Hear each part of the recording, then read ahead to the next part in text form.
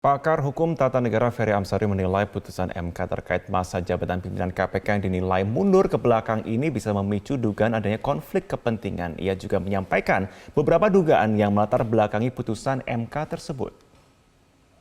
Yang perlu dipertanyakan kenapa kemudian MK memutuskan perkara ini menjelang proses seleksi pimpinan KPK yang baru berlangsung atau menjelang habisnya masa jabatan pimpinan KPK.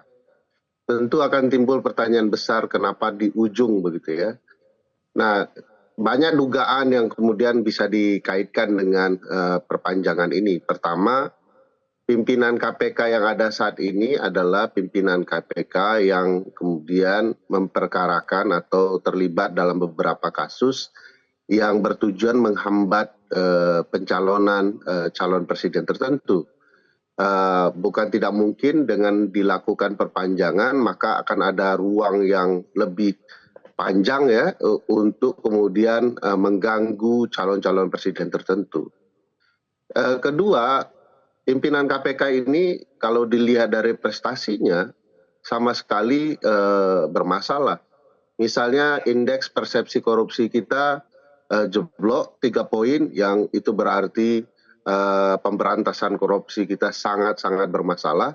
Lalu orang-orang yang seperti ini yang kemudian diberikan keuntungan untuk diperpanjang.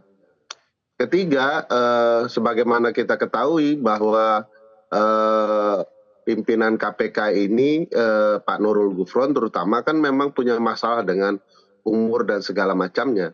Artinya memang ada kehendak ingin mengistimewakan pimpinan KPK. Keempat, menurut saya memang putusan ini sama sekali tidak menyampaikan atau menentukan bahwa perpanjangan itu untuk pimpinan yang ada saat ini. Tapi harus prospektif, kalau tidak dia akan berlangsung retroaktif atau mundur ke belakang. Nah, sepanjang pengetahuan saya tidak terdapat putusan Mahkamah Konstitusi yang sifatnya retroaktif mundur ke belakang.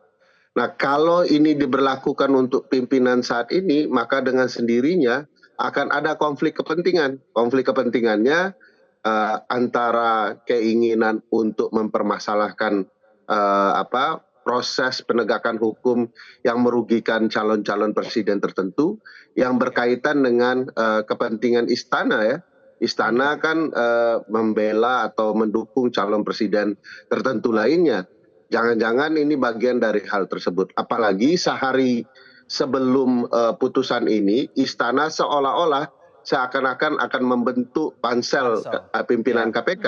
Jadi ada nuansa dramanya, seolah-olah Istana tidak tahu akan ada putusan seperti ini, lalu berencana untuk membentuk pansel pimpinan KPK. Besoknya ternyata pimpinan KPK-nya diperpanjang.